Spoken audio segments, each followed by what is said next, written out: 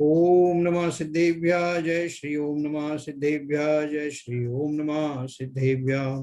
मंगलम भगवान वीरो मंगलम गौतमो गणी मंगलम कुंद कुंदाद्यो जैन धर्मोस्तु मंगलम सर्वमंगल मांगल्यम सर्व कल्याण कारकम प्रधानम सर्वधर्माणां जैनम जयतु शासनम जैनम जयतु शासनम जैनम जयतु शासनम।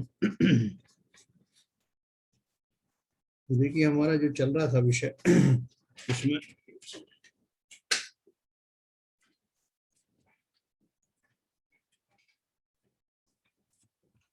सब लोग अपना अपना म्यूट रखें, जिसे प्रश्न पूछना हो वही थोड़ा सा उसको म्यूट करके बात करें। आज हमने एक चैप्टर सिलेक्ट किया है जिसमें, क्योंकि निमित्तों की चर्चा हमने बहुत पढ़ी, अभी उपादान क्या है, उपादान किसे कहते हैं, हमें दोनों का कंफ्यूजन हटाना पड़ेगा। तो निमित्तों के ऊपर हमने काफी कुछ समझा है, अभी उपादान कारण क्या है ये मैं आपको बताऊं। आचार्य अमृतचंद्र आत्मख्याति टीका में कहते हैं, जो समय सार की टीकाएं लिखी ना, तो कुंदकुंदाचार्य ने समय सार ग्रंथ को लिखा, उसका आत्मख्याति नाम की टीका अमृतचंद्र जी ने रचित की है। उसमें उन्होंने क्या लिखा है, जो परिणमन करता है वह कर्ता, जो परिणमन हुआ वह उसका कर्म, और जो क्रिया हुई और जो कर्म क्या है, जो परिणमन हुआ वह उसका कर्म यानी कार्य, और जो क्रिया हुई, ये तीनों बातें वस्तुपने से एक ही हैं, परंतु उनका भेद करना तो उपचार है। परंतु एक द्रव्य का कार्य अन्य द्रव्य करता है, ऐसा ज्ञान मिथ्या ज्ञान है। जीव द्रव्य उद्गल का अर्थात कर्म का या शरीर का कार्य करता है, इस तरह जानना मिथ्या ज्ञान है। इसी तरह से मानना मिथ्या दर्शन है। दो द्रव्यों में कर्ता कर्म पने का उपचार नहीं संभवता, एक द्रव्य दूसरे द्रव्य का कर्ता धर्ता हरता नहीं, ये सिद्धांत रट लेना। तो भले ही अभी आपको समझ में ना भी आए तब भी रट लेना, और फिर उसको यथा योग्य समय में उसका उपयोग करना, प्रयोग करना। तो दो द्रव्यों में कर्ता कर्म पने का उपचार नहीं संभवता।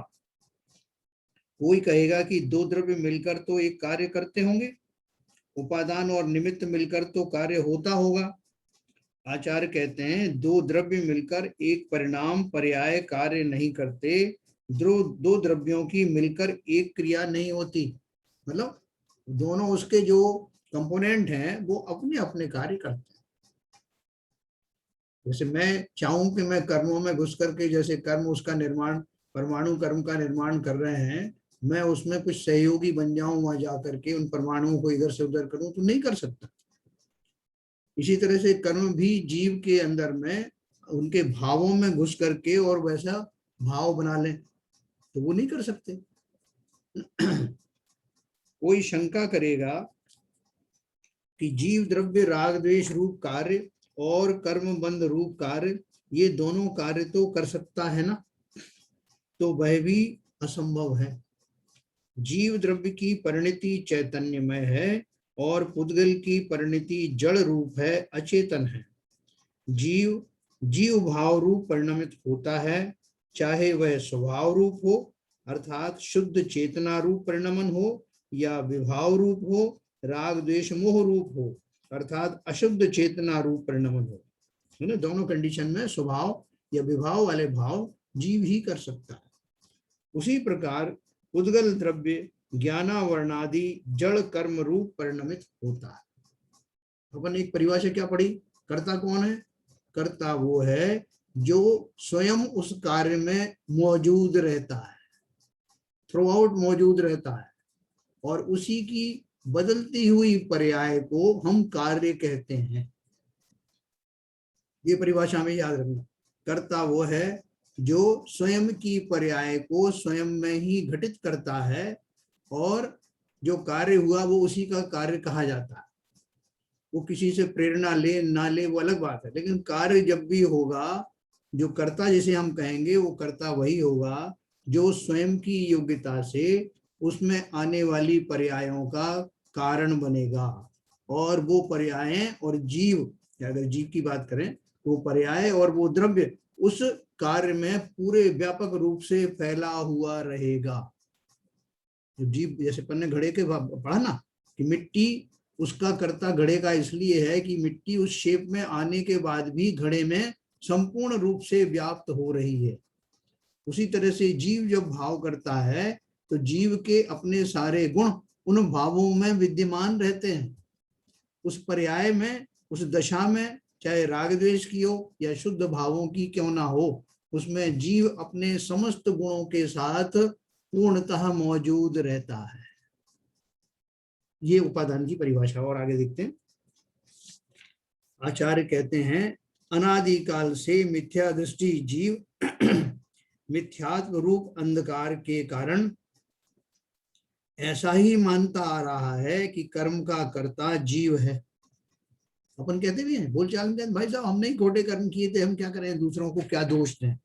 तो अपन और ये कहकर के अपन ये समझ लेते हैं कि चलो कुछ तो धर्म हमारे जीवन में आ गया, हम भी कुछ समझने लग गए हैं।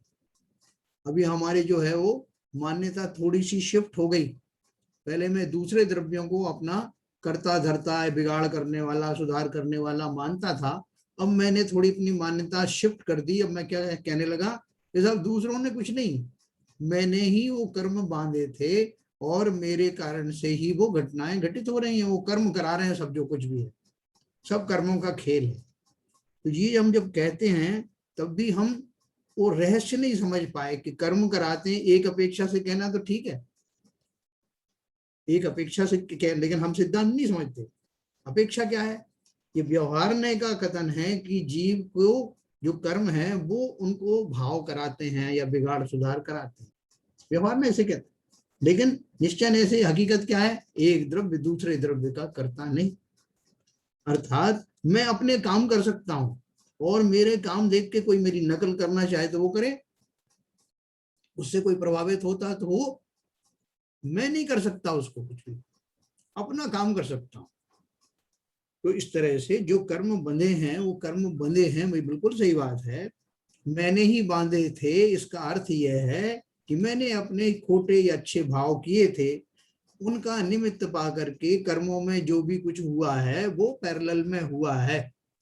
मेरी जिम्मेदारी अपने भावों तक सीमित है और कर्म उसके हिसाब से जो भी कार्य सिद्धांतता होता है वो करते हैं, करते हुए पाए जाते हैं। जी जैसे कर्मों का उदय हो रहा है, हाँ, तो वो निश्चय से उसको कैसे डिफाइन करेंगे? हाँ देखो, कर्म को अपन ने कोडिफाइड किया हुआ है पहले से, मतलब कोडिफाइड हो गए हैं हमारे भावों का निमित्त कोडिफाइड हो गए, उसमें सारा अनुभाग भी आ जाएगा, हाँ, स्थिति भी आ जाएगी, स्थिति ये सब, और समय भी आ जाएगा। अब वो कर्म जो है अपने आप में एक एंटिटी है जी, उसकी जो पर्याय बदल करके उन प्रकृति रूप कर्म बन गई है, ज्ञानावर्णी दर्शनावर्णी आदि जो बन गई है। अब उसमें उस प्रकृति के अनुसार समय आने पर अपना उसका कार्य होता है, निरंतर चल रहा है उसका जो कोई भी एक समय भी किसी भी द्रव्य का कार्य रुकता नहीं। हाँ, पर्याय हर समय उसकी बदलती रहती है। तो वो जो कर्म बन गया, देखो पुद्गल से कर्म बना, ये भी किसने कार्य किया? पुद्गल ने किया। जी हाँ। अब वो उसकी एक पर्याय विशेष आ गई है कि वो ज्ञानावर्णी कर्म बना, ठीक है ना। और वो ज्ञानावर्णी कर्म भी उसमें फिर और फर्दर जो उसके जो कोडिफिकेशन किए उसके हिसाब से जब उसकी स्थिति आएगी तब वो उसके अंदर में वैसा उसका फलदान देने की शक्ति प्रकट होगी। और जीव, इधर जीव को पता ही नहीं है कि कर्म क्या कर रहा है, जीव अपना का भाव कर रहा है, लेकिन संबंध ऐसा है कि पास पास ही था ना। ऐसा तो नहीं कर्म जो 2000 किलोमीटर दूर बैठे हुए, वो क्षेत्र भाव की वजह से वो एक ही जगह है। हाँ, एक क्षेत्र का संबंध है। तो इधर जीव के भावों की धारा चल रही है, उधर कर्म अपने हिसाब से परिणमित हो रहे हैं, उनकी स्थिति वगैरह जो है बदल रही है, उनकी उपादान शक्ति के कारण फल देने का कार्य का समय आने वाला है, ठीक है। इधर जीव के अपने भाव चल रहे हैं निरंतर। अब घटना ऐसी हुई कि जीव के भाव कभी स्थिर नहीं होते। जो हमारे जो पर्याय के परिणमन है जीव के भावों के क्या होंगे, अभी ऐसे भाव होंगे, कल दूसरे भाव होंगे, तीसरे वो तो चेंज होते रहते हैं। जिस तरह साइकिल का पेडल होता ना, जब एक ऊपर रहता तो दूसरा नीचे रहता, फिर ये ऊपर आ जाता वो नीचे आ जाता। इस तरह से जीव ने अनंत काल में जो कर्म बांधे थे वो अपने ही भावों से बांधे थे, और वो भाव उसके कैसे बदलते रहते हैं। एक धारा चल रही भावों की कि कभी उसका जो है वो कहते हैं पाप का उदय आता है, कभी पुण्य का उदय आता है, कभी शुद्ध भाव होते हैं, ऐसी पर्याय चल रही है। तो जिस समय जैसे एक पटल ऊपर आया वो सुख वाला था, उस समय ऐसा समय आया कि उसके भाव ऐसे हो रहे थे कि उसे सुख का वेदन हो रहा। नहीं, उस समय क्या कहते हैं, हाँ, वो कर्म उदय हुआ पुण्य कर्म का। हाँ वो मैं बता रहा हूँ आपको। हाँ, इस समय उस जीव के ऐसे वेदन में सुख जैसी अनुभूति हुई। ठीक उसी समय पैरेलल में कर्म की अगर स्थिति कोई देखे तो वो देखेगा कि ये जो एक अशुभ जाति का एक कर्म था उसका उदय काल चल रहा है या शुभ काल चल रहा है, शुभ का कार्य चल रहा है। अगर मेरे मेरे भाव खराब हो रहे हैं, दुखी महसूस हो रहा है। नहीं, मेरा क्वेश्चन ये था, मैं टोकना चाहूंगा। हाँ बोलो। उसके भाव पहले पैदा होंगे कि या वो कर्म उदय में आया वो आएगा उसकी वजह से एक साथ होगा, उसका निमित्त पा करके एक साथ उसके होगा। भाव बनेंगे। हाँ वही है, इसलिए कोई इसमें कारण कार्य नहीं घटित हो रहा।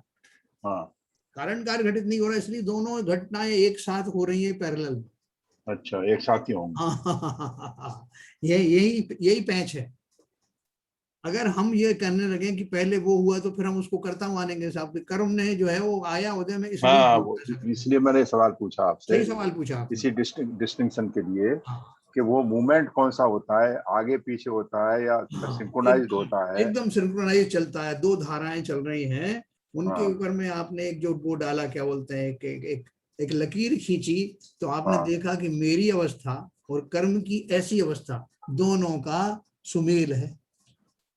उसी जाति के कर्म का उदय चल रहा है, उसी जाति के भाव आ रहे हैं। तो इसका रहस्य क्या है? उसका रहस्य कुछ नहीं है, ये घटनाएं ऐसी घटित होती हैं कर्मों का, जब जब जैसा उदय होता है। बस जैसे आपको मैंने वो चकवा चकवी का उदाहरण दिया था ना, हाँ, ओके ओके। तो उसमें जो है किसी ने उनको जोर से मिलाया नहीं, रात्रि में वो बिछुड़ जाते हैं, सुबह मिल जाते हैं। ऐसा नियम है प्रकृति का।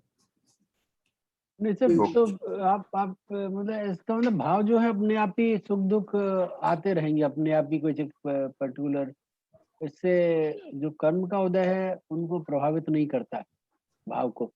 नहीं, कर्म का उदय, हाँ कर्म का उदय नहीं कर रहा, लेकिन काल दोनों में एक ही काल में दोनों घटनाएं घटित हो रही पैरेलल में इंडिपेंडेंटली। जीव जैसे भाव करता है, हाँ, तो मान लीजिए उसने एक अच्छा भाव किया, शुभ भाव किया, हाँ तो वो शुभ भाव का क्या कारण है, क्यों करता है शुभ भाव, कभी अशुभ भाव करता है कभी शुभ भाव करता है, राग द्वेष है, राग जी। द्वेष की वजह से। हाँ, जिसको अभी मिथ्या दृष्टि बना है ना, जैसे जीव का भी अनंत काल से जीव मिथ्या दृष्टि ही है। अनंत काल से जीव के साथ में कर्मों का समूह है, आज का तो है नहीं कर्मांड शरीर। तो वो जो कर्म जब उदय में आते हैं, अभी कर्म जैसे आप कहोगे कि कर्म किसने बांधे, मैंने ही बांधे थे। ये जो उदय में आने वाले कर्म हैं वो मेरे ही भावों के कारण बंध गए थे, भले ही मैं उनका ज्ञाता हूं या ना हूं। मैंने अमुक काल में कोई भाव किए थे जिससे मेरे कर्म बंध गए। तो अब पुराने अनंत अनंत कालों से बंधे हुए हैं। वो मेरे दोनों भाव चल रहे हैं, बंध के भाव भी चल रहे हैं, उदय के भाव भी चल रहे हैं। नवीन नवीन कर्म का सृजन भी हो रहा है, और पुराने कर्म जो कभी बंधे थे जिनका कि अब उदय काल आ गया है, वो उदय काल और जीव के उससे रिलेटेड भाव वो दोनों सिंक्रोनाइज होते हैं। तो फिर ये क्यों कहते हैं जी, कि जब जब कोई जो कर्म जब को उदय में आता है उसके जो भाव बनते हैं उसे कर्म उदय में आता है और नए कर्म बांधता है, लेकिन उन कर्मों से मैं प्रभावित हूँ, मेरे भाव बने न बने ये मेरे ऊपर निर्भर करता है, ये क्यों कहा जाता है? नहीं वो अगर तभी तो सिंक्रोनाइज ही होना है, दोनों का सिंक्रोनाइज ही होना है, तो फिर ये क्यों कहा जाता है उदय में कर्म तो उदय में आए, लेकिन मैंने उसको रेस्पॉन्स नहीं दिया, मैं समता भाव में बना रहा और कर्म आके चले गए, तो फिर ये क्यों कहा जाता है? फिर अभी आप कह रहे हैं कि सिंक्रोनाइज होता है कि वो भी कर्म अगर उदय में आएंगे वैसे ही जो है आपके भाव भी बनेंगे। ये दोनों चीज एक दूसरे को कैसे क्रॉस कर रही है? हाँ जैन साहब, वो जैन सही साहब, क्वेश्चन। हाँ मैं इस पर रिएक्ट करना चाहूंगा। हाँ बोलिए। देखिए, मैं जो समझता हूँ यहीं पर तो अपने भावों का सारा खेल है। जीव उस क्षण में अपने विवेक से अगर इस तरह के भाव आ रहे हैं तो हम अपने विवेक से कंट्रोल करके कि मुझे इन भावों से प्रेरित होकर रिएक्ट नहीं करना है और समता भाव रखना है। अगर वो हम समता भाव रखते हैं तो आगे के कर्म नहीं बनेंगे। अगर उनके रिएक्ट करेंगे, जैसे साता कर्म का उदय है और हम उसमें खुश होंगे, तो उस तरह के फिर कर्म बंद होंगे। अगर उस समय हम निष्क्रिय रहेंगे और उससे विचलित नहीं होंगे तो वो निर्जरा होकर कर्म चले जाएंगे और आगे के भाव नहीं बनेंगे, कर्म नहीं बनेंगे। ये मेरा एक्सप्लेनेशन नहीं, यही है। देखो ऐसा है कि बाबूजी ने भी जो क्वेश्चन पूछा वैलिड क्वेश्चन है, आपने सही जवाब दिया उसका। देखो पैरेलल में घटना घटते हुए भी कि जैसे मान लो मेरे एकदम से कुछ क्रोध के परिणाम बने और सामने प्रसंग भी वैसे ही आए, कर्म का उदय है ना, उसके कारण वैसे प्रसंग आए, एक सामने आदमी हाथ में जो है लाठी लेके खड़ा है ना, और मेरे भी भाव उस समय ऐसे हुए कि मैं इसका जो है बदला लूं या इसको जो है कुछ मारूं पीटूं। दोनों भाव एक से सिंक्रोनाइज हुए। लेकिन वो भाव का कारण क्या होगा? अगर मान लीजिए अगर उस कर्म को, वो जो घटना है, मान लीजिए आदमी डंडा ले खड़ा है मारने के लिए, अगर वो निमित्त नहीं है ये भाव बनने का, तो भाव क्यों आए उस तरह की एक्चुअली उस समय? तो भावों की एक श्रृंखला मैंने आपको बताई ना, निरंतर नहीं, निमित्त तो जब होगा जब कार्य हो जाएगा। हाँ, अभी जो है देखो जैसे मैंने आपको निमित्त बताया, तो मतलब होने वाला है ना, वो निमित्त अगर वो आया है और निमित्त भाव आके बदल रहे तो हो गया निमित्त वो। नहीं, जब तक वो फाइनल रिजल्ट नहीं होगा, अगर वो क्रोध में रिएक्ट कर गया तो कार्य संपन्न हो गया, फिर वो निमित्त हो गया, उसको क्रोध आ गया। उसने उसको देख के अगर भाव अगर वो बदल रहे ना, तो अगर वो आके गुस्सा कर रहा है, लाठी लेके खड़ा हुआ है और आपके समता भाव हुए और उस पर आपने रिएक्ट नहीं किए आपने, तो उस समय ऐसा होना था, वो निमित्त बन के उसमें वो उसके समता भाव रहे। निमित्त जब हुआ, जब फाइनल रिजल्ट आएगा कि आपने क्रोध किया या समता भाव रखा। ललित जी का कहना यह है कि मेरे ऐसे भाव हुए ही क्यों, अच्छा, उस समय ऐसे मेरे भाव आए क्यों कि मैं भी इसको मारूं पीटूं, इस तरह के भाव क्यों आए? तो वो ये कहना चाहते हैं कि चूंकि मेरे उस तरह के कर्म उदय में चल रहे थे, इसलिए मेरे भाव ऐसे आए। तो हमने उससे अगर हम ऐसा मानेंगे तो ये हो जाएगा कर्म ही मेरे भावों का करता है। Yes, valid question is valid. करता धरता ही बोल सकते, मैं निमित्त कह सकती, करता जरूर नहीं बोले, करता निमित्त करता नहीं होता। नहीं, हम करता नहीं बोल रहे उसको, हम बोल रहे हैं कि वो भावों का, ऐसा भाव बनाने का वो निमित्त है। मैं भाव तो खुद ही बना रहा हूँ, अपने जीव खुद बना रहा है भाव। हाँ। लेकिन वो कर्म का जो उदय है वो निमित्त बन रहा है ऐसे भाव लाने के लिए। निमित्त को अपन फिर देखो इनडायरेक्टली हम उसको जो है करता ही बना रहे हैं कि ऐसे कर्म उदय में आए इसलिए मेरे ऐसे भाव हुए, ठीक है ना, ऐसा कहने में भी आता है व्यवहार से। लेकिन वास्तव में वो घटना जो घटित होती है उनका काल एक ही होता है। जिस समय में अगर मेरे भाव खराब हुए, उस समय अगर कोई कर्म के एंगल से देखेगा तो पाएगा कि मेरा कोई अशुभ कर्म का उदय चल रहा है जो उससे मैच कर रहा है। जो ज्ञानी है और अज्ञानी है तो उसको कर्म का पता ही नहीं है, तब भी उसकी घटना तो वही घटित हो रही ना। लेकिन अब ज्ञानी में और अज्ञानी में क्या फर्क पड़ेगा? वो ये जान करके कि ये मेरा कोई, वो जैसे अपन बोलते भी है, बोलचाल की भाषा में ये बोलते हैं कि मेरे पूर्व कर्म का उदय है, ऐसा ज्ञानी ने सोचा और सोच करके और उसने अपने भावों में जो थोड़ा संयम रखा, तो उस समय जो घटना हो रही थी उसने अपने भावों का डायरेक्शन बदल दिया, ठीक है ना। तो वो ऐसा व्यवहार में तो यही कहने में आएगा कि मेरा कोई कर्म का उदय चल रहा है, अर्थात मेरे इस समय जो पर्टिकुलर जैसे भाव हो रहे हैं वो भाव मेरे स्वभाव भाव नहीं है, मुझे उन भावों से बचना है, ऐसा स्वतंत्रता जीव के पास होती है। वो घटना घटित हुई उसी समय हुई। अब आपकी चिंतन में आप दो तरह से मान सकते हो कि कर्म को एक सजीव कर्ता मानते हुए आप बोल रहे हो कि ये कोई कर्म आया है जो मुझे प्रेरित करना चाहता है कि मैं इस कार्य को ऐसे संपादित करूं, लेकिन मैं इसको ऐसा नहीं होने दूंगा। उस समय मेरे चिंतन में क्या किया कि कर्म बलवान है और ज्ञानवान भी है, वो मुझे दुख इस तरह के भाव पैदा कर रहा है और मैं उसकी बात नहीं सुनूंगा। एक तो इस तरह की धारणा हो सकती है। दूसरी ये हो सकती है कि मेरे ही अपने पूर्वकृत कर्मों की श्रृंखला में के कारण मेरे अभी इस समय इस तरह के भावों की पर्याय आई हुई है और इस पर्याय के द्वारा मेरे इस सचेतन भावों की पर्याय के द्वारा नवीन कर्म का बंध भी हो सकता है, अगर मैंने उसी दिशा में जैसे मेरे भाव हो रहे हैं आगे बढ़ा तो इस तरह के खोटे परिणाम हो सकते हैं।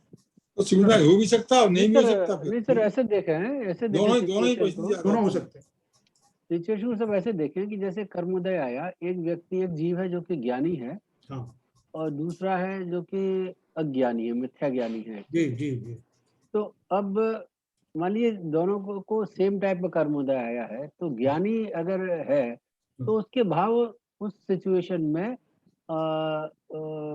वैसे नहीं, उग्र भाव नहीं बनेंगे उसके, वो हाँ समता भाव रखेगा, उस कर्मोदय को की निर्जरा होके निकल जाएगी एक्चुअली। और हाँ अगर हाँ अज्ञानी है तो वो जो कर्मोदय होगा वो भाव उसके बिगाड़ेंगे और नए कर्म बांधेगा वो। Yes yes, you are 100% correct. Okay, देखो दैट मीन्स इसका मतलब ये हुआ कि ज्ञान और अज्ञान का लेवल जो जीव का है वो एक रेफरेंस चीज है, लेकिन कर्म जो उदय हो रहे हैं वो निमित्त बन रहे हैं।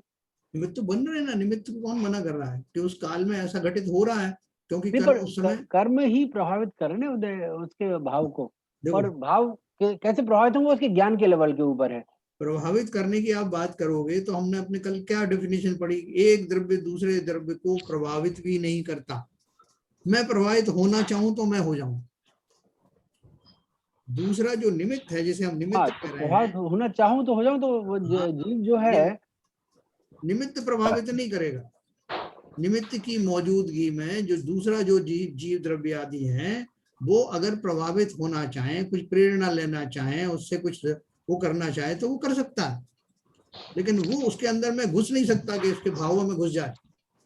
जैसे हाँ, लेकिन वो जैन तो उसके साहब, ज्ञान के लेवल के ऊपर है सर। अगर वो ज्ञानी ज्यादा है, अगर मिथ्या ज्ञान नहीं है उसमें, तो उस कर्मोदय को वो समता भाव रखेगा, उसको कुछ रिएक्ट नहीं करेगा। वही तो बात हुई ना कि जिस समय जीव ने कर्म बांधे तो थे, मतलब प्रभाव प्रभाव तो कर रहा है, प्रभाव का लेवल अलग अलग हो रहा है। मान लीजिए अगर वो ज्ञानी है तो वो प्रभावित, वो जो चीज घटना है उसको प्रभावित नहीं कर पा रही है, और अगर अज्ञानी है तो कुछ लेवल पे प्रभावित कर रही है। नहीं साहब, जैन साहब, एक छोटा सा एग्जांपल देता हूँ। अगर रसगुल्ले रखे हुए हैं सामने और आपके मुंह में पानी आ रहा है, तो आपके भाव अपने आप मतलब प्रेरित हो रहे हैं। रसगुल्ला उसमें कुछ नहीं कर रहा है, रसगुल्ला तो रखा हुआ है, जड़ द्रव्य है उसे। हाँ इसी यही बात यहाँ पे इसकी सिमिली लागू होना देखो, चाहिए। मैं अभी आपको ये पूरा और पढ़ के सुनाऊंगा तो आपका थोड़ा सा आई थिंक भ्रम दूर जैन होगा। साहब, नहीं अंकल जी, आपने ये जो बोला कि दोनों एक साथ काम करते हैं, ये एक जगह कर रहा है वो दूसरी जगह कर रहा है एकदम साइमल्टेनियसली, उसमें थोड़ा सा वो आ रहा है, ऐसा लग रहा है कि नहीं पहले कर्म काम करना चाहिए, बाद में हमारे भाव काम करना चाहिए। ये बताया मतलब था अभी, सिम्प्टोमाइज हो भी सकते हैं, नहीं भी हो सकते। भाई साहब ने बताया दोनों चीजें हो सकती। देखो, मैं अभी आपको ये पूरा और थोड़ा पढ़ के सुनाऊंगा, फिर अपन और चर्चा करेंगे। देखो, आचार्य कहते हैं, अनादिकाल से मिथ्या दृष्टि जीव मिथ्यात्व रूप अंधकार के कारण ऐसा ही मानता आ रहा है कि कर्म का कर्ता जीव है। जीव कर्मकृत पर्याय मनुष्य त्रियंच देव नारकी इसी में यह मैं हूं ऐसा मान रहा, परंतु यह अज्ञान अनादि का होने पर भी घबराने की कोई जरूरत नहीं है। स्वयं के स्वरूप का शुद्ध ज्ञान घन स्वरूप का भान होते ही यह जीव अंतर्मुहूर्त में सम्यक प्राप्त कर सकता है। जब तक परद्रव्य से, जब तक ऐसी मान्यताएं रहेंगी कि परद्रव्य से कार्य होता है, निमित्त से कार्य होता है, निमित्त नहीं है इसलिए मेरा कार्य संपन्न नहीं हो रहा, इस तरह की मान्यताएं रहेंगी, तब तक दृष्टि और ज्ञान का उपयोग दोनों पर की तरफ ही रहेंगे, वहां से हटकर स्वाद्रव्य की तरफ नहीं मुड़ेंगे। ये मैंने आपको एक पढ़ के सुनाया फिर से। जब तक ऐसी मान्यताएं रहेंगी कि परद्रव्य से कार्य होता है या निमित्त से कार्य होता है, निमित्त नहीं है इसलिए मेरा कार्य नहीं हो पा रहा है, इस तरह की मान्यता जब तक रहेंगी, तब तक दृष्टि और ज्ञान का उपयोग दोनों पर की तरफ ही रहेंगे, वहां से हटकर स्वाद्रव्य की तरफ नहीं मुड़ेंगे। तो थोड़ा और आगे पढ़ते हैं। इस विश्व के अनंत द्रव्यों में प्रत्येक में स्वयं की उपादान शक्ति विद्यमान है, जिसके कारण उस द्रव्य का कार्य उस रूप परिणमन हो रहा है, अनादि काल से होता आया है और अनंत काल तक होता रहेगा। प्रत्येक द्रव्य के अनंत गुणों का प्रत्येक का स्वयं का परिणमन स्वयं में स्वयं से चल रहा है। पुद्गल में पुद्गल के गुणों का जो है वो परिणमन चल रहा है, जीव में जीव का चल रहा है। कालाणु और परमाणु जैसे अति सूक्ष्म द्रव्य हो या अनंत प्रदेशी आकाश द्रव्य हो, प्रत्येक द्रव्य स्वयं में स्वयं पूर्ण है, परिपूर्ण है। उसे बनाए रखने के लिए या प्रति समय परिणमन करने के लिए किसी भी परद्रव्य की रंच मात्र भी अपेक्षा नहीं है, आवश्यकता नहीं। प्रत्येक द्रव्य निज शक्ति से भरपूर है, प्रत्येक द्रव्य में ऐसी अनंत प्रभुता है, ऐसा अनंत ऐश्वर्य है। इस अपेक्षा से प्रत्येक द्रव्य ईश्वर है, यही चराचर की ईश्वरता है। कोई एक ईश्वर पूरे विश्व में व्यापने वाला हो और सबका कर्ता धर्ता हो, यह मान्यता अज्ञान का द्योतक है। ठीक है साहब, ठीक चल रहा है डायरेक्शन में? अभी और समझ। अज्ञानी जगत ने पर का कार्य करने वाला, पर को उत्पन्न करने वाला, नाश करने वाला, रक्षा करने वाला वह ईश्वर है, इस तरह की झूठी कल्पना कर रखी है। ऐसा कोई ईश्वर ही अस्तित्व में नहीं है, ऐसा कोई भी द्रव्य नहीं है जो दूसरे का कार्य कर सके, दूसरे का भला बुरा कर सके, दूसरे की मदद करे, दूसरे का नाश कर दे। इसलिए यह सोचना भी गलत है कि हमारे वीतरागी भगवान तो किसी का कुछ नहीं करते, परंतु अन्य मति के भगवान तो कुछ कर देते हैं। प्रत्येक द्रव्य का परिणमन कार्य पर्याय उस द्रव्य की निज शक्ति से ही होता है। उस शक्ति को उपादान कारण कहते हैं। हमें कार्य तो दिखाई देता है, निमित्त भी ख्याल में आते हैं, परंतु उपादान शक्ति का पता ही नहीं है। वह अव्यक्त है, इस कारण वह है ही नहीं, ऐसा मानना गलत होगा। अभी यहां से यहां तक अपन जो पढ़ रहे हैं, इससे आपको हर एक द्रव्य की स्वतंत्रता का परिचय मिलेगा। ठीक है, जो आपके प्रश्न बने हुए वो अभी नहीं निपटेंगे, वो भी अभी आगे धीरे धीरे करके आएंगे। लेकिन हमने ये तो मान लिया, बहुत क्लियर लिखा है उन्होंने कि निमित्त किसी कार्य में सहयोगी नहीं होते, है ना। ये ना एकदम क्लियर कट बात की है, और सब अपना अपना कार्य करते हैं, ये भी अपने मान ली। अब देखो, हमने विज्ञान की प्रयोगशाला में सूक्ष्म दर्शक यंत्र द्वारा अनेक बार परीक्षण किया। आंखों को तो कांच पर फैलाया हुआ एक खून का बिंदु मात्र दिखता है, परंतु उसी को माइक्रोस्कोप से देखने पर उसमें पूरे डिटेल दिखाई देते हैं। उसी प्रकार वस्तु स्वरूप का ज्ञान अपनी सामान्य नजर में ज्ञान में नहीं आता। उसके लिए केवल ज्ञानी ने अपने केवल ज्ञान द्वारा जानकर जो कथन किया है, उस आगम का अभ्यास करना आवश्यक है। हमें आगम चक्षु द्वारा सब स्पष्ट दिखने लगता। ये जो सिद्धांत अपन पढ़ रहे हैं, ये अपने क्यों समझ में नहीं आ रहा है? क्योंकि अपन केवल ज्ञानी तो है नहीं, और ना हमारी बुद्धि अभी उतनी सूक्ष्म हुई है। इसलिए हम अपनी मोटी बुद्धि के अनुसार जो हमारी मान्यताएं हैं, उन्हीं की परिप्रेक्ष्य में सब देख रहे हैं। तत्व अभ्यास करने की बात यह है कि हम अपनी बुद्धि को सूक्ष्म करके और उस एंगल से जितना जितना सोचने की कोशिश करेंगे, चीजें क्लियर होने लगेंगी। ठीक है, अभी नहीं होगी तो। देखो बोलते हैं, प्रवचन सार ग्रंथ में कहा है कि सर्व प्राणी इंद्रिय चक्षु वाले हैं। देव अवधि चक्षु वाले हैं, यानी अवधि ज्ञान है उनको, अर्थात अवधि ज्ञान द्वारा जानने वाले हैं। साधु भी आगम चक्षु वाले हैं, अर्थात आगम द्वारा सब जानते हैं। और केवली भगवान सर्वतः चक्षु वाले हैं, अर्थात सर्व आत्म प्रदेशों द्वारा जानने वाले हैं, केवल ज्ञान द्वारा जानने वाले हैं, सर्वज्ञ। प्रयोगशाला में हम कभी नहीं कहते कि मेरी आंखों से दिखाई देगा, उसे ही हम मानेंगे। जब एक्सपेरिमेंट कर रहे हो ना, तो अपन क्या बोलते हैं साहब कि जो मुझे दिख रहा है, मैं उसी को सही मानूंगा। उल्टा माइक्रोस्कोप से निरीक्षण करके हमारी ज्ञान की सीमाएं बढ़ाने में, अपना ज्ञान विकसित करने में हमें उत्साह लगता है। जब हम जाते हैं कोई प्रयोगशाला में, वहाँ माइक्रोस्कोप रखा हुआ है, तो अपन क्या बोलते हैं कि साहब जो अभी मुझे दिख रहा है, जैसे मच्छर को देखते हैं ना उसको, तो अब मुझे जो दिख रहा है वो मोटा मोटा दिख रहा है। तो फिर वहाँ कोई बोलता है कि आप जो इसको माइक्रोस्कोप से देखो, तो हमें जोश भी आता है, हो सकता है माइक्रोस्कोप से और अच्छा दिखे, तो हम उसे देखने की कोशिश करते हैं, तो हमें बहुत डिटेल्स मालूम पड़ते हैं। उसकी सूंड का रंग क्या है, उसके पैर कैसे हैं, एक एक चीज अपने को मालूम पड़ती है, और हम उत्साहित भी रहते हैं जानने के लिए। उसी प्रकार आगम द्वारा विश्व, क्षय द्रव्य, प्रयोजनभूत सात तत्व आदि का स्वरूप, कारण कार्य व्यवस्था आदि अनेक बातें जानकर हमें सच्चे वस्तु स्वरूप का ज्ञान होता है। अपना स्वयं का स्वरूप स्पष्टतया ख्याल में आता है। स्वयं के स्वरूप संबंधी और उसका अनुभव करने के मार्ग संबंधी निशंकता होगी तो ही स्वस्वरूप में एकाग्रता, रमणता, लीनता द्वारा हम शुद्धात्मानुभूति कर सकते हैं, सम्यक दर्शन की प्राप्ति कर सकते हैं। तो क्या लाइन दी है? स्वयं के स्वरूप संबंधी और उसका अनुभव करने के मार्ग संबंधी निशंकता होगी।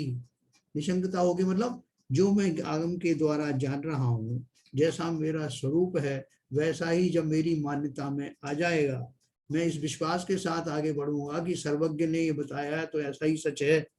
इस तरह से जब निशंक होकर किसी विषय को समझूंगा तो अवश्य मेरे समझ में आएगा। और बोलते उसी समझ के द्वारा उस समझ को जो और एकाग्र करूंगा तो होते होते वही एकाग्रता मेरी सम्यक दर्शन का कारण बनेगी। आगम का अर्थ आगमानुकूल ही करना चाहिए। आप कहो तो मैं उसको दूसरे ढंग से नहीं घटित कर सकता। जैसा आगम में लिखा है, जैसा हमने पढ़ा है, जैसा जाना है, ये तो हो सकता है कि मेरे ज्ञान में, मेरे सबका क्षोषम ज्ञान है ना, तो हो सकता है कि उतनी क्लैरिटी के साथ नहीं बता पा रहा हूँ, ये तो हो सकता है। लेकिन आगम के सिद्धांत मैं कुछ बताऊं वो दूसरा कोई बताए कुछ बताए, ऐसा नहीं हो सकता। आगम के सिद्धांत वही रहने वाले। आगम का अर्थ आगमानुकूल ही करना चाहिए। मुझे ऐसा लगता है, ऐसा मतलब अपन बहुत से बोलते था मुझे तो ऐसा लगता है, ये जनरल तो अपन कह सकते हैं जब तक आगम नहीं पढ़ रहे हो कि भाई मेरे ख्याल से तो ये होना चाहिए, तो ख्याल नहीं चलता।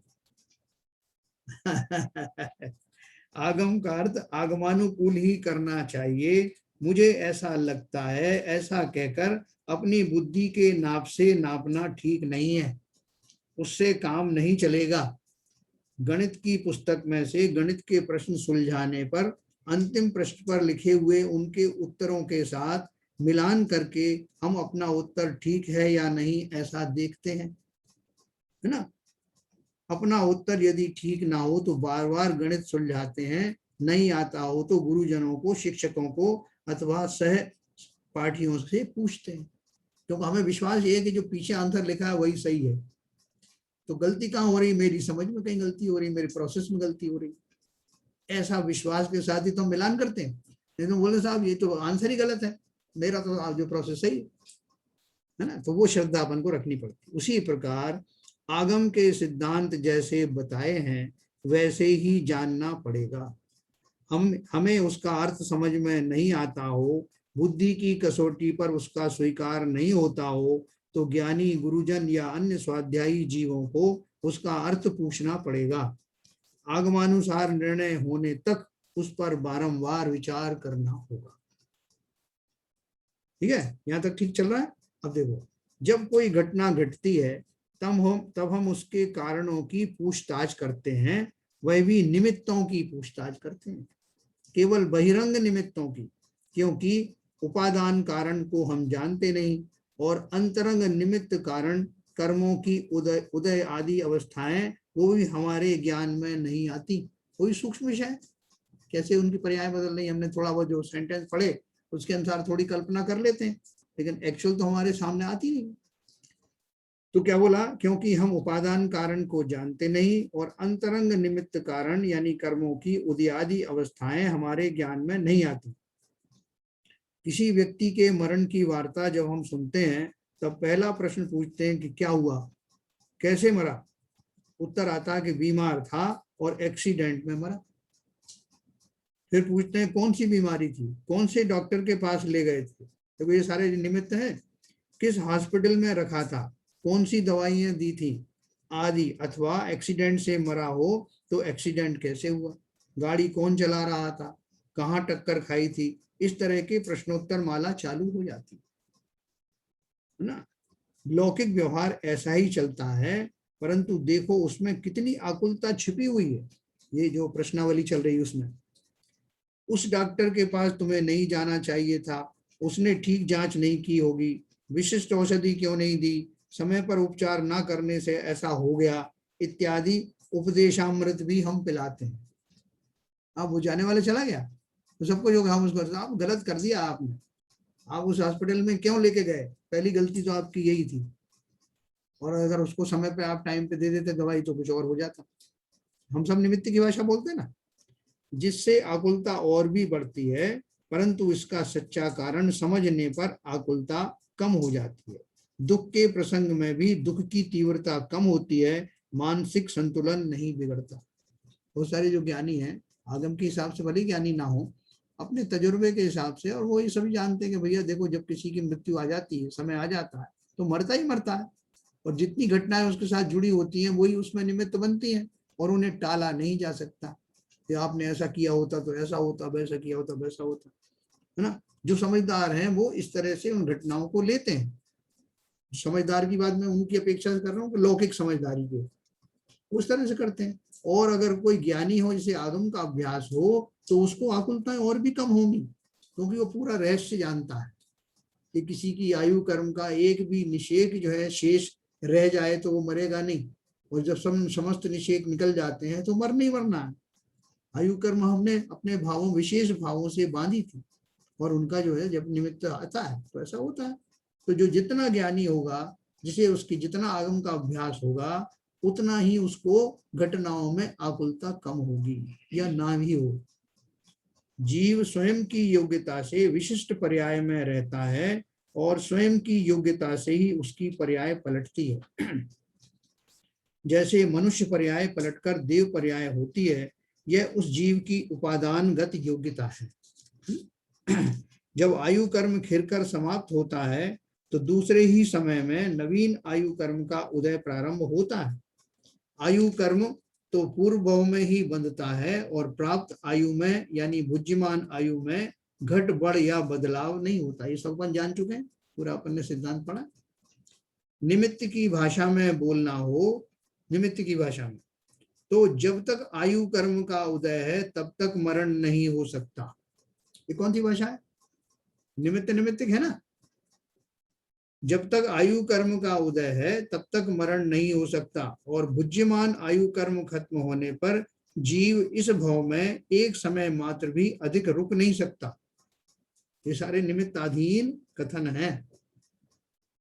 समय सार में कहा है, हे जीव, तू दूसरे को आयु दे नहीं सकता या किसी की आयु हर नहीं सकता, तो फिर मैं दूसरों को बचाता हूं या मारता हूं, यह बुद्धि कहाँ तक ठीक है। लेकिन आपको व्यवहार से तो बताना पड़ेगा कि भाई साहब दूसरे जीवों को मारना ठीक नहीं है। कोई उपादान खाली निश्चयवासी एक ही तरफ की बात सोच रहा हो, तो वो कहेगा कि जब जीव अपनी अपनी आयु के हिसाब से मरते हैं, तो मुझसे क्यों कहते हो कि चींटी के ऊपर पैर ना पड़ जाए, मर जाएगी, या आलू वगैरह मत खाओ, इससे कितने जीव मर रहे हैं। उन जीवों की जब आयु समाप्त होगी तो वो चल बसे। या फिर कसाई उसको बकरे को काटता है, हाँ, उसकी आयु जब खत्म हो गई तो वो चला गया। और मुझे आजीविका का साधन है, बहुत सारे लोगों के जो है मैं पेट पालता हूँ उससे, ठीक है ना। तो निश्चय का कथन जो वो उसमें अगर अपन जोड़ेंगे तो उसकी परिभाषाएं भी ऐसी आने वाली बताऊंगा आपको। लेकिन व्यवहार में अपन दोनों तरह की बात करते हैं। जैसा उसने मारा, उसने काटा, उसके कारण उसकी जान चली गई, ये सब हमारी व्यवहार की भाषा है। लेकिन निश्चय में जब देखेंगे तो अपन क्या बोलेंगे कि उस जीव की ऐसी ही परिणति थी, इतनी ही उसकी आयु थी। ये भी वैसे एक तरह से निमित्त की भाषा है कि उस जीव की उतनी ही आयु थी, उतने बांध करके आया था। वो कसाई ही उसमें निमित्त बनने वाला था, और वो खाने वाले जो जीव थे वो भी उसमें निमित्त बनने वाले थे। इस जीव ने पहले अपनी अवस्था में पूर्व पर्याय में दूसरे जीवों को ऐसे ही काटा था, अब मर करके वो स्वयं बकरा बना। ये सारी जो है बात ज्ञान की है 100%। लेकिन हम उस व्यवहार को तरह तरह से लोगों को कहने में आता है, या उसने क्या बिगाड़ा था, वो तो मूक पशु था, उसको कैसे मार दिया इन्होंने, तुमको कोई मारे तो पता लगे। ऐसी बहुत सारी अपन बात करते हैं। तो इसके पीछे अपन जो रहस्य है वो समझते हैं कि पूर्व भाव में इस जीव ने कैसे कैसे भाव किए थे, जिनके कारण इस पर्याय में जन्मा। इसने पूर्व में उन जीवों को जो अभी इसको काट रहे हैं, वो उनको, जिनको ये जो इनको काट रहे हैं, और इसने उनको काटा था पहले, ये सब अपन जानते हैं रहस्य, लेकिन बोलने में नहीं आएगा। बकरा कट रहा है और आपसे कोई ना, भाई साहब देखो मुझसे देखा नहीं जा रहा है, इसको बेचारे को कितनी वेदना हो रही है, तो हम अपना ज्ञान नहीं वहां दिखाएंगे, कहने भाई जो इसने किया होगा पहले इसलिए भोग रहा है ना, फिर तो करुणा बुद्धि सब समाप्त हो जाएगी। इसलिए व्यवहार के कथन अलग होते हैं, और जो वास्तविक जो बात होती है वो हम अपने ज्ञान से धीरे धीरे जानते हैं कि एक्चुअल में क्या क्या घटित हुआ और क्यों घटित हुआ। उससे ऊंचे के लेवल में जाकर के हमको समता आती है, जब हमारे जो हम व्यवहार उससे निकल करके उस निश्चय दशा की ओर बढ़ने लगते हैं, हमारा चारित्र निश्चय चारित्र बनने लगता है, तब ये सब चीजें हमारे काम में आती हैं। अगर ना आए तो वो जंगल में बैठे हुए मुनिराज जो तपस्या कर रहे हैं, उनको बार बार ध्यान आए कि जंगल में कितने जीव कौन किसको खा रहा है, और मैं आराम से बैठा तपस्या कर रहा हूँ, दुनिया क्या कहेगी मुझसे कि तुम तो वहां मौजूद थे ना, रोकते, वो शेर हिरण को खा रहा था, वो फला उसको खा रहा था, तो बोले क्या करता, बोले डंडा लेके जाते, वो पूरे जंगल में घूमते रहते। बोले इसलिए गया था क्या मैं, और फिर भी मैं रोक सकता हूँ क्या उन घटनाओं को। तो ज्ञानी जो होगा वो उस एंगल से एक्चुअल बात समझेगा, और ये भी समझेगा कि मैं अपना कार्य कर सकता हूँ, प्रकृति के किसी काम में मैं कोई हस्तक्षेप नहीं कर सकता, और मुझे अपना काम करने के लिए मैं आया हूँ, अपने भावों की निर्मलता बनाए रखूं, और इस विश्वास के साथ कि जिस जीव के साथ जो कुछ घटित हो रहा है वो उसका खुद ही रिस्पॉन्सिबल है, उसके कर्म आदि जो कुछ है वो सब नियम से नियामक बनते हैं, ऐसा सोच करके वो जीव अपना भला करेगा। ये सोच हमारी उस समय विशेष रूप से काम आएगी, चिंतन के समय में अवश्य काम आएगी। ठीक है सर, इसमें कोई ज्यादा शंका तो नहीं ना? ठीक है। उपादान संबंधी चर्चा सुनते समय लोगों के मन में ये प्रश्न उठना स्वाभाविक है कि उपादान तो सदा से उपस्थित ही था, परंतु देखो तो जब निमित्त मिला तभी तो कार्य हुआ ना। है?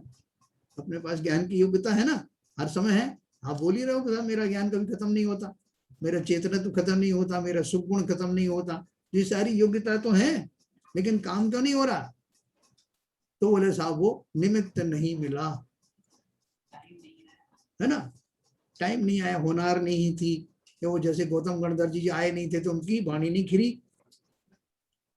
है ना। हमको निमित्तों के ऊपर में इतना विश्वास है कि निमित्त आते ही काम हो जाने वाला है, लेकिन थोड़ा सा ही फर्क है, इसमें कोई शक नहीं कि वो निमित्त जो वास्तव में अनुकूल निमित्त है, जो उस घटना के लिए असाइंड है, वही निमित्त प्रकट होगा जब घटना होगी, लेकिन उसने प्रकट नहीं किया, उसने उस घटना को कार्यान्वित नहीं किया, इतना हमको समझना है। तो बोल रहे हैं उपादान तो सदा से उपस्थित ही था, परंतु देखो तो जब निमित्त मिला तभी तो कार्य हुआ ना। मूंग डिब्बे में थी तब तक तो कुछ हुआ नहीं, पानी में भिगोने से ही उसमें अंकुर फूट गए हैं।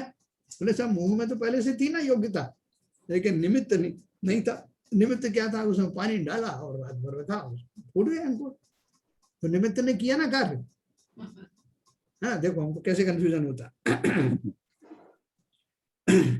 जीव में श्रद्धा गुण तो अनादिकाल का है, परंतु मोक्ष मार्ग का उपदेश मिल गया, देशना लब्धि प्राप्त हुई, तभी तो जीव इस मार्ग पर चला ना, सम्यक दर्शन प्राप्त किया ना। ये जो बातें हैं हमारे रोम रोम में बसी हुई है,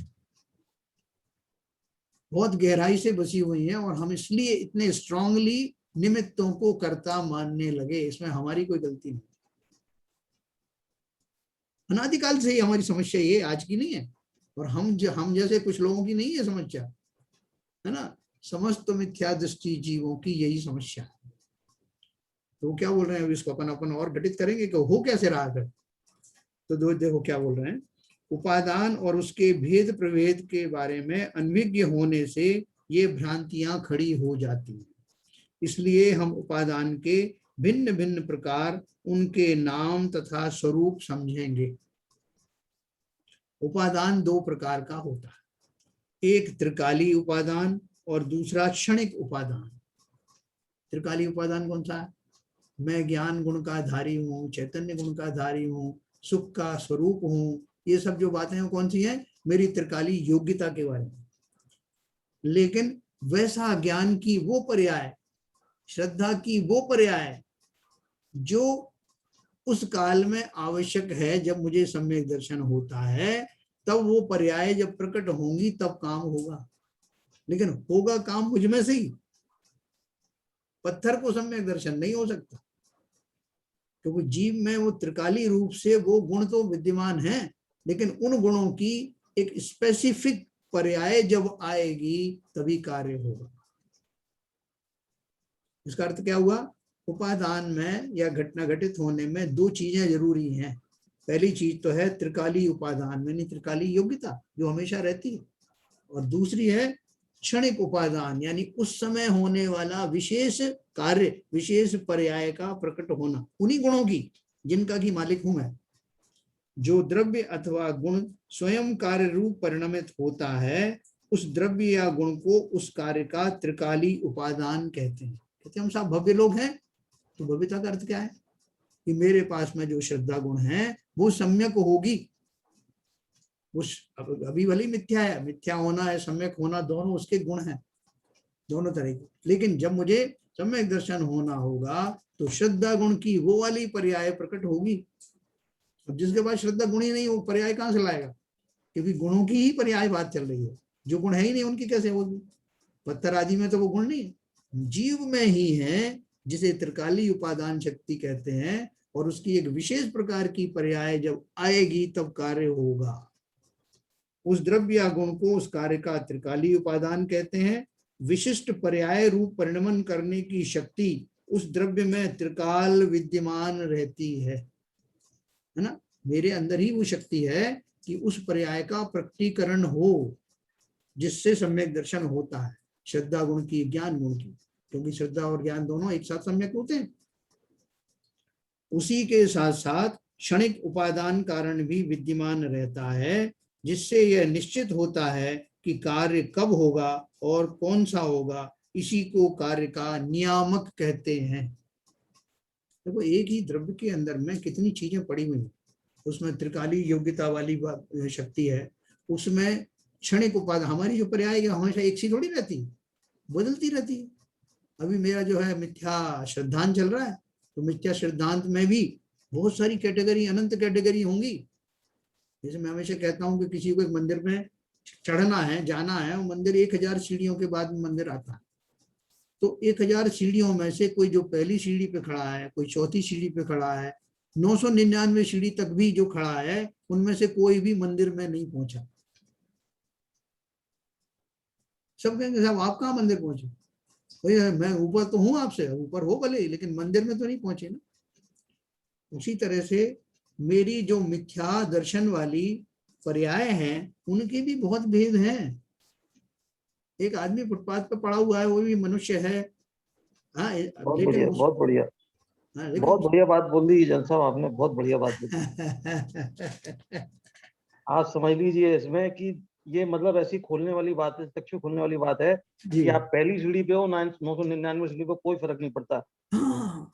आपको पूरी 1000 सीढ़ी पूरी करनी पड़ेंगी यदि आपको मिथ्या को हटाना है, पूरी करनी पड़ेंगी। लेकिन एक बात और ध्यान में रखना है कि हमको इससे एक खुशी महसूस होती है कि चलो मैं पहली पे तो नहीं हूं, मैं 999 पे तो आ गया हूं, यस, है ना। इससे हमको एक प्रेरणा मिलती है कि मैं मंदिर में प्रविष्ट होने ही वाला हूं, मैं अचीव करने वाला हूँ। हाँ। बहुत से ऐसे जो जीव हैं जो पहली सीढ़ी पे चढ़े हैं, मतलब जैसे इतने मनुष्य पर्याय में जन्म लिया, बेचारे उनको जो है इतने अपंग हुए, उनके रोग शरीर में हो रहे हैं, गरीबी में जी रहे हैं, उनको धर्म की कुछ पता ही नहीं है, सुबह शाम होती फुटपाथ पे सोते हैं, वो भी मिथ्या दृष्टि है। और एक मिथ्या दृष्टि मैं हूं, दोनों में फर्क है कि नहीं? मैं आपको एग्जाम्पल किस लिए दे रहा हूं कि इस बात को समझ करके हम भले ही मिथ्या दृष्टि ही क्यों ना हो, लेकिन हमारी दिल्ली दूर नहीं है। हम उस मंदिर के दरवाजे पर खड़े हुए हैं, जिसकी कैटेगरी बताई है मोक्ष मार्ग प्रकाशम में, सम्यक सन्मुख मिथ्या दृष्टि। ये कैटेगरी बताई मोक्ष मार्ग प्रकाशम में। सम्यक सन्मुख मतलब हम सम्यक को प्राप्त करने ही वाले हैं, उनके सन्मुख खड़े हुए, सन्मुख खड़े हैं। अभी प्रवेश नहीं किया, 999 पे खड़ा हूं, तो आप भले ही मुझे मिथ्या दृष्टि कहिए, लेकिन मैं निराश होने वाला नहीं। मंदिर का द्वार मुझे दिखाई दे रहा। ठीक है सर।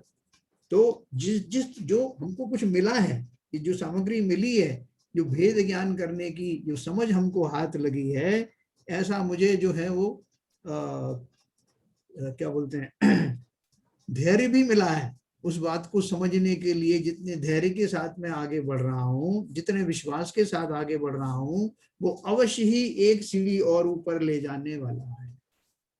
ठीक है ना। तो अपन इसका देखो, तो उन्होंने अपने को बताया उनके उपादान दो प्रकार का, एक त्रिकालीय उपादान और एक क्षणिक उपादान।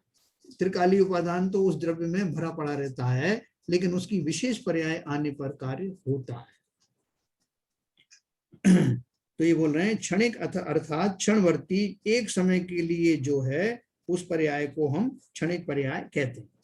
अच्छा, इसमें बीच में और भी थोड़ा सा है वो उसमें छोड़ रहा हूँ जिससे आप कंफ्यूज ना हो। फिर बोल रहे हैं अंतर पूर्व का कार्य हुआ वह उस विशिष्ट पर्याय की स्वयं की योग्यता से हुआ, उसे तत्समय की पर्याय की योग्यता रूप क्षणिक उपादान कारण कहते हैं। जैसे अभी वो जो दीपायन मुनि थे ना, जिनसे द्वारिका जली थी, तो दीपायन मुनि के जो कंधे से या जो उनके शरीर से जो पुतला निकला था, जो तेजस जाति का पुतला निकला था, जिसने अग्नि जो द्वारिका में अग्नि लगाई, उनको जो है ना विशेष प्रकार के जब भाव हुए और उन भावों का निमित्त पाकर के वो पुतला निकला, तो उस समय उनकी उपादान शक्ति वैसी थी ना, उस जो पुतला निकलने वाली जो रिद्धि थी, वो उसकी वो अवस्था आई, वो पर्याय आई जब वो निकले उसमें से वो पर्याय घटने। तो दीपायन मुनि तो इतने दिन से घूम रहे थे, तब वो पुतले क्यों नहीं निकला? अमुक समय में ही निकलना था, उसी समय उनके ऐसे भाव बनने थे, उसमें निमित्त बहुत सारी घटनाएं बनी, वो मध्य आदि और बच्चों का शोर वोर सब जो कुछ भी है, लेकिन उसी पर्टिकुलर टाइम में उनकी वैसी पर्याय घटित हुई भावों की, और उसके कारण वो पुतला आदि निकला और उसी समय वो द्वारका नगरी चली। तो उनकी वो क्षणिक उपादान शक्ति भावों की, भाव तो पहले से भी थे, भाव करने वाला तो जीव होता ही है, लेकिन वैसे भाव जब घटित हुए तभी वो घटना ने अंजाम लिया। तो इसलिए वो उपादान शक्ति का जो दूसरा वाला भाग है, जिसको हम क्षणिक उपादान शक्ति कहते हैं, उसका अर्थ ये है कि कार्य होने के समय उपादान शक्ति या योग्यता वाले पदार्थों का उसी तरह का परिणमन होना जो उस घटना में आवश्यक था, उसे उस द्रव्यों का उपादान कारण क्षणिक उपादान कारण कहा जाता है। सब ये जो क्षणिक उपादान शक्ति जब शुरू हुई जी, तो उसका मूल कारण क्या है? मूल कारण तो उसके जो पर्याय जो घटित देखिए, हुए, आपने बताया हाँ, कि उसके अंदर तो क्या नाम है, जो आपकी उपादान शक्ति तो भरी हुई है, हाँ, हमेशा ज्ञान में, उसके ज्ञान में है, जी, मगर इस पर्टिकुलर मोमेंट पर क्या कहते हैं, क्षणिक उपादान शक्ति प्रकट हुई, हाँ, और वो कार्य हुआ। हाँ, हाँ, तो उसका प्रेरक या उसका मतलब उसके पीछे बैकग्राउंड क्या है? बैकग्राउंड बताता हूँ। एक्चुअली मैं उसको अवॉइड कर रहा था लेकिन आपने पूछ लिया तो मुझे बताना पड़ेगा। देखो, क्षणिक और अर्थात क्षणवर्ती एक समय के लिए जो है, इसके दो भेद हैं, इसके भी दो भेद हैं। कौन से? क्षणिक उपादान के। एक है अनंतर पूर्व क्षणवर्ती पर्याय, और दूसरी है उस समय की पर्याय की योग्यता। तो समझना ध्यान से, जब कार्य होता है उस समय पूर्व पर्याय का व्यय होता है, जिस समय कार्य होने वाला है और जिस समय जो पर्याय, उसके पहले भी कोई पर्याय रही होंगी ना। हाँ, वो तो वो चली जाएगी, नहीं आएगी। जब कार्य होता है उस समय पूर्व पर्याय का व्यय होता है, और कार्य यानी स्पेसिफिक पर्याय फिर उत्पन्न होती है। मान लो 101, 102, 103 से लेकर के 110 नंबर की पर्यायें हो रही हैं। 110वीं पर्याय को हम विशिष्ट कार्य मानते हैं, वो पर्याय में ही कार्य होने वाला है 110 नंबर की। उसमें त्रिकाली उपादान तो उस द्रव्य का वह गुण है ही, और क्षणिक उपादान अब दो प्रकार के हैं। कौन से है वह? पहला 109वीं पर्याय का व्यय कारण। 110वीं कब आएगी? जब 109 निकल जाएगी। 109वीं पर्याय का व्यय कारण और 110वीं पर्याय का उत्पाद कार्य यानी उत्पादन होना, इसी को अनंतर पूर्व क्षणवर्ती पर्याय के व्यय रूप क्षणिक उपादान कारण कहा है। वो जो जो उसकी लास्ट बट वन जो पर्याय थी उसका व्यय हो जाना और इस पर्याय का आना जो उसमें कारण बनने वाली थी, ऐसा निरंतरता बनी रहती है। अपन पत्थर में एक चोट मारते ना, पत्थर नहीं, को कारण मिल गया सर। मिला, समझ में आया? ओके। इसी ये तो समझ में नहीं आ रहा था, इसलिए मेरे को पूछना पड़ा। अरे बहुत गजब कर दिया आपने, जिसे मैं इसलिए अवॉइड कर रहा था कि कंफ्यूज ना हो जाए। नहीं, कंफ्यूज नहीं, इससे कड़ी मिलेगी ना साहब। एक पत्थर को तोड़ना था, उसमें 50 चोटें मारी हैं, 50 चोट के बाद में वो टूटा, तो पहली वाली चोट ने कुछ काम किया क्या? किया ना। उसने कुछ किया, लेकिन अपन मानेंगे 50वीं चोट जिसने मारी उसने, भाई साहब आपने तोड़ ही दिया, ये दूसरे सज्जन ने इतनी मारी थी, सब बदल बदल के आ रहे थे। नहीं, तैयारी तो उसी ने की सर शुरू से। तो अपन बोले 50वीं चोट से ही कार्य हुआ, लेकिन सारी पर्यायें उसमें निमित्त बन रही थी, एक के बाद एक, है ना। और कोई बोले कि साहब ये जो लोहा है इसमें भी 50 चोटें आपने मारी लेकिन ये नहीं टूटा, समझ नहीं हुआ। तो अपन उसको ऐसा तो नहीं कह सकते कि भाई साहब 50 चोटों से भी ये भ्रमित नहीं, ये टूटा नहीं, यही इसका निमित्त बन गई। काय में निमित्त बन गई? जब वो टूटा ही नहीं तो निमित्त काय की बन गई, है ना? कार्य तो हुआ ही नहीं ना। यह कार्य नहीं हुआ, इसमें आपको ये घटित करना चाहता हूँ, जब कार्य होता है तभी उन घटनाओं को उन जो उसका निमित्त कहा जाता है। तो ये आपको पर्याय का घट ये समझ में आया सीबीएन साहब? बिल्कुल, किस तरह से एक पर्याय के बाद एक दूसरी पर्याय होती है। इसी को अनंतर पूर्व क्षणवर्ती पर्याय के व्यरूप क्षणिक उपादान कारण कहा है, परंतु पर्याय में से पर्याय उत्पन्न नहीं होती, जो स्वयं व्यरूप हो गई उस अभाव में से भाव की उत्पत्ति कैसे हो सकती है? पर्याय तो द्रव्य में से उत्पन्न होती है। मतलब वो क्या बोलते हैं कि जो पर्याय आ रही हैं वो अपने अपने कारणों से आती हैं और चली जाती हैं, लेकिन हम उसको ये नहीं कह सकते हैं कि वो पुरानी जो पर्याय थी वो नई पर्याय का कारण है, वो स्वयं स्वतंत्र रूप से घटित होती है, ये एक सिद्धांत है। नहीं तो जो अपन बोलेंगे कि जैसे साहब जो शुभ भाव का कारण, सॉरी शुद्ध भाव का कारण शुभ भाव है, अगर हमने एक सिद्धांत बताया कि जब मुझे शुद्ध भाव आते हैं तो उनका कारण ये है कि उसके पहले शुभ भाव थे, अर्थात शुद्ध भाव लाने के लिए शुभ भाव करना आवश्यक है, हमने एक नियम बना दिया। तो फिर नियम उठेगा कि उसी तरह से शुभ भाव लाने के लिए अशुभ भाव का होना जरूरी था, इसलिए तो मैं अशुभ भाव कर रहा हूं क्योंकि वो उसका कारण है। तो ऐसा नहीं है, हर एक पर्याय अपनी अपनी स्वतंत्र है, किसी पर्याय के कारण दूसरी पर्याय घटित नहीं होती, मतलब ये एक नियम है जो अपन समझेंगे बाद में। इसलिए उन्होंने लिखा पर्याय तो द्रव्य में से उत्पन्न जो स्वयं व्ययरूप हो गई उस अभाव में से भाव की उत्पत्ति कैसे हो सकती है? पर्याय तो द्रव्य में से उत्पन्न होती है। कार्तिकेय अनुप्रेक्षा में कहा है कि अनंतर पूर्व परिणाम से युक्त द्रव्य कारण है और अनंतर उत्तर परिणाम से युक्त वही द्रव्य कार्य है। मतलब वो जो पर्याय घटित होती हैं वो पिछली पर्याय का व्यय होता है, इसमें कोई शक नहीं, और नई पर्याय आती है वो भी बिल्कुल सही है, लेकिन पिछली पर्याय ने नई पर्याय को लाया ऐसा मानना नियम नहीं, ये गलत है। ठीक है, एनीवे अभी अपन जो पढ़ रहे हैं वो सब्जेक्ट को पढ़ेंगे, फिर मैं पर्यायों के बारे में आपको अलग से बताऊंगा। तो कार्य हुआ वह उस विशिष्ट पर्याय की स्वयं की योग्यता से हुआ, उसे तत्समय की पर्याय की योग्यता रूप क्षणिक उपादान कारण कहते हैं। 110वीं पर्याय 109वीं पर्याय पूर्वक हुई, 109वीं पर्याय 108वीं पर्याय पूर्वक हुई, 108वीं पर्याय 107 पर्याय पूर्वक हुई। विवक्षित पर्याय विवक्षित समय में उसकी स्वयं की योग्यता से होती ही है, परंतु विवक्षित पूर्व पर्याय का व्यय होकर ही होती है। इसका तात्पर्य है कि पूर्व पर्याय भी निश्चित है, उससे पूर्व वाली पर्याय भी निश्चित है, अर्थात एक एक पर्याय का व्यय और उत्पाद होते होते पर्यायों की मालिका पर्यायों का सिलसिला होकर विवक्षित क्रम होकर ही विवक्षित समय में विवक्षित कार्य होता है। इसे विधि कहते हैं, प्रक्रिया कहते हैं। विवक्षित विधि से यानी प्रक्रिया से ही कार्य की उत्पत्ति होती है, इसे ही पुरुषार्थ कहते हैं। देखो दो बात बताता हूँ आपको, समय होता जा रहा है। जैसे हमारी पिक्चर बनाती है, आपने मूवी की को जो फिल्म बनती है ना, कभी आपने देखा होगा जो मूवी बनती है ना, उसकी जो फिल्म होती है, कई बार सड़क पे पड़ती हुई, बड़ी मूवी नहीं, छोटी छोटी मूवी की एक फिल्म होती है, उसमें आप देखोगे तो एक हाथ इतना उठा एक फोटो में, दूसरी फोटो में देखोगे तो जरा सा हाथ ऊपर आया, आप पहचान भी नहीं पाओगे कि पहले वाले में इसमें कुछ चेंज आया क्या। तीसरी वाली उसकी फोटो देखोगे तो वो और ऊपर होगा, और फिर उनको तेजी से घुमाते हैं तो आपको वो पूरी पर्याय दिखती, हाथ उठा ऐसा।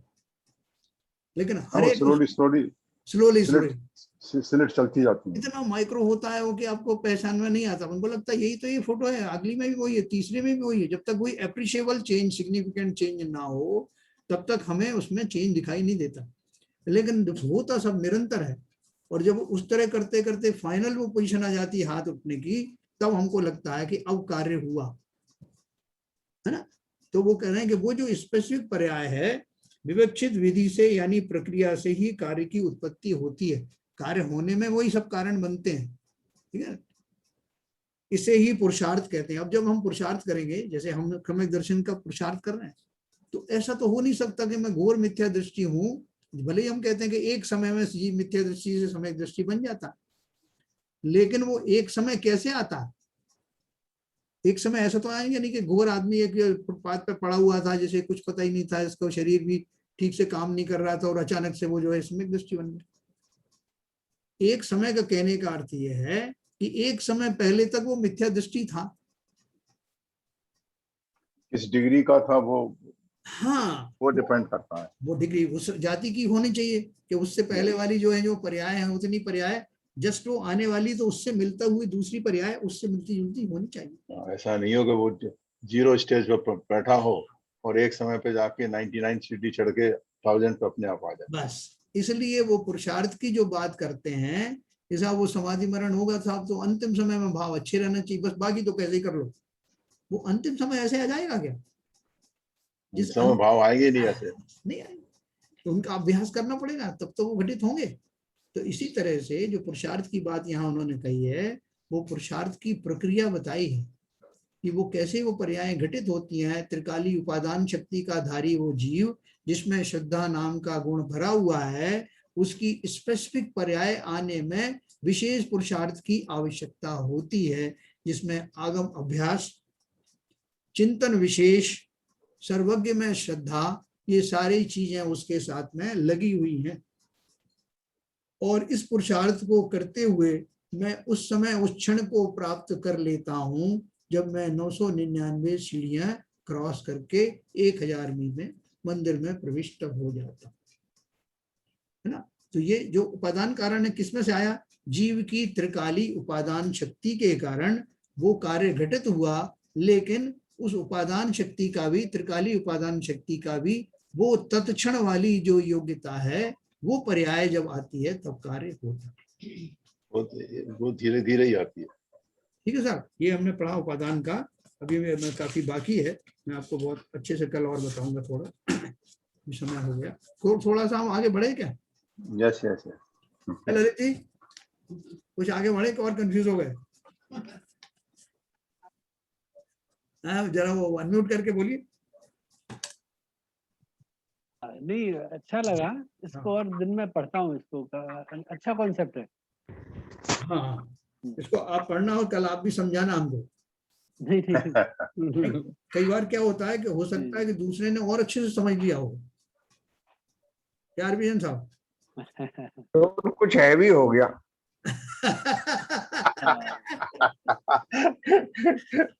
अब सर खुश आ रहे हैं। आदमी जन साहब, ऐसी बात क्या है? नहीं, कोई बात नहीं है। मसाला तो थोड़ा हैवी है। हाँ, थोड़ा मसाला हैवी हो गया है, लेकिन थोड़ा सा पोर्शन रिपीट करेंगे, शायद थोड़ी क्लैरिटी और रिपीट करेंगे तो थोड़ा। देखो, ये अपनी गलती नहीं है, ये तो ये अनादि काल की जो हमारी भूलें हैं, तो हम चाहें कि वो 15 मिनट में दूर हो जाए। नहीं, उसकी बैकग्राउंड तो बन रही है साहब, लेकिन बन रही है। ये नहीं, जैन धर्म जानिए में ये सब वर्णन समझाया था ना। जैन धर्म जानिए में क्या हुआ? फोन आ रहा है। बाबूजी म्यूट करो। अरे बाबूजी का म्यूट कर रहे हैं, बाबूजी तो पहले से म्यूट पड़े हैं। बाबूजी तो बोल रहे हैं। बाबूजी बोलना शुरू किया बाबूजी ने तो।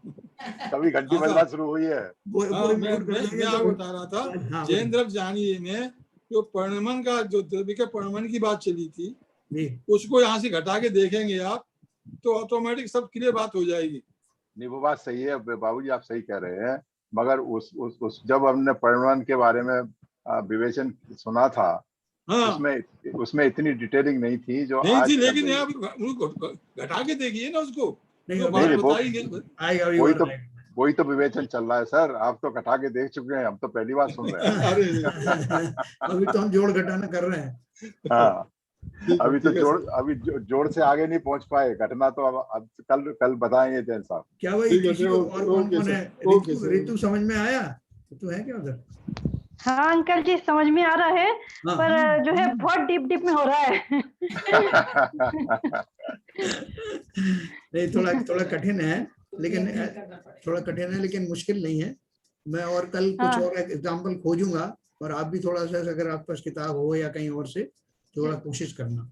जब अपन ने एक बात हाँ तो पढ़ी है, सिद्धांत जैसा है सिद्धांत को वैसा ही मानना पड़ेगा, है ना। उसको अदरवाइज तो अपन नहीं कर सकते। हो सकता है मेरे बताने में थोड़ा सा फर्क पड़ रहा हो, उतना अच्छे से नहीं बता पा रहा हूँ, लेकिन सिद्धांत यही है, ठीक है ना। नहीं, कहीं सिद्धांत और पे से कोई डाउट नहीं है। उस हाँ नहीं सिद्धांत को से, समझने के लिए तो हाँ आप विवेचन कर ही रहे हैं, वो अच्छा लग रहा है। मैं तो और कल और अच्छी तरह बताएंगे तो हो सकता है और क्लियर हो जाए। हाँ हाँ, मतलब हमें मोटा मोटा तो समझ में आ गया है जी। कि जो है अपन को ये सब करना है। हाँ, मतलब पर वो कैसे जो घटित है, होता है, कैसे घटित होता है। हाँ देखो, अभी भी हमारी मान्यता से इतनी जल्दी निकलने वाला नहीं कि निमित्तों से कार्य नहीं होता। भाई, उसमें हमारी कोई गलती नहीं है, उसमें लिखा ही है किताब में कि अनादिकाल से हम ऐसा ही मानते आए हैं। और अभी हमारी जो वो पर्याय बदली नहीं ना, अपनी ज्ञान व ज्ञान की, श्रद्धा गुण की, अभी सम्यक दृष्टि कहाँ हुए। तो जब हमारा एकदम समझ में आ जाएगा तो समझ लो सम्यक दर्शन एकदम पास है हमारे, ठीक है ना। तो इसलिए अपन उसको कोशिश करेंगे, आप और हम सब एक ही लेवल पर हैं, कोई आगे पीछे नहीं है। कोशिश करेंगे कि अपन उसको और समझें, ठीक है ना। चलिए ललित जी। जिनवाणी स्थिति।